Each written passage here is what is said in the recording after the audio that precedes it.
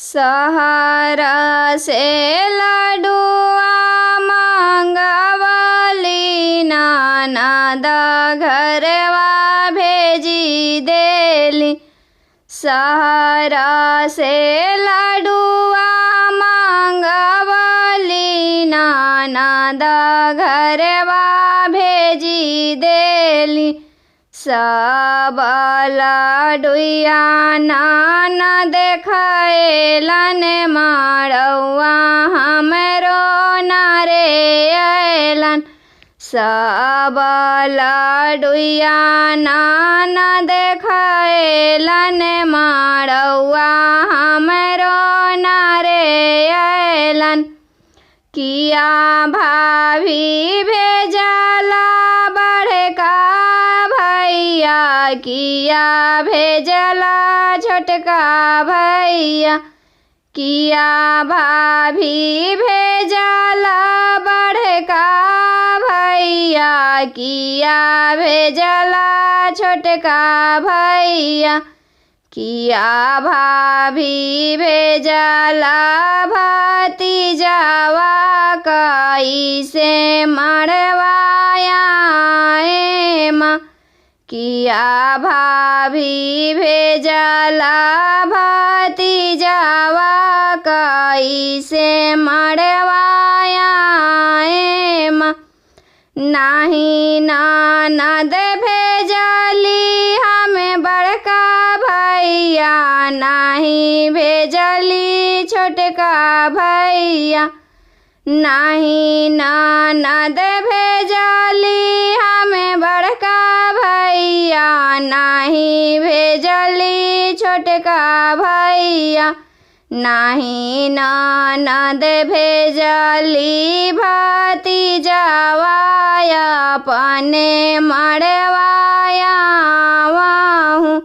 नाही ननद भेजली भतीजावा अपने ननद आवाहूँ।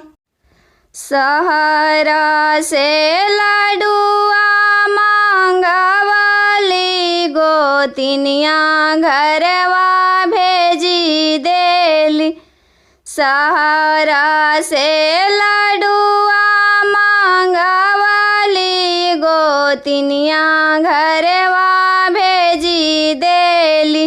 सब लडुआ गोतनी खैलन मड़ौआ हमरो नारे अयलन। सब लडुआ गोतनी खैलन मड़ौआ हमरो नारे अयलन। किया गोतनी भेजला ससुर जी के, किया भेजला भैसुर जी के। किया गोतनी भेजला ससुर जी के, किया भेजला भैसुर जी के।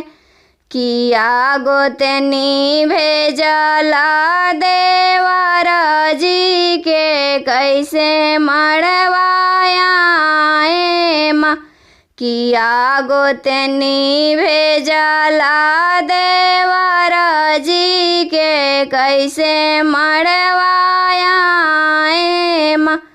नाही गोतनी भेजली ससुर जी के, नाही भेजली भैसुर जी के।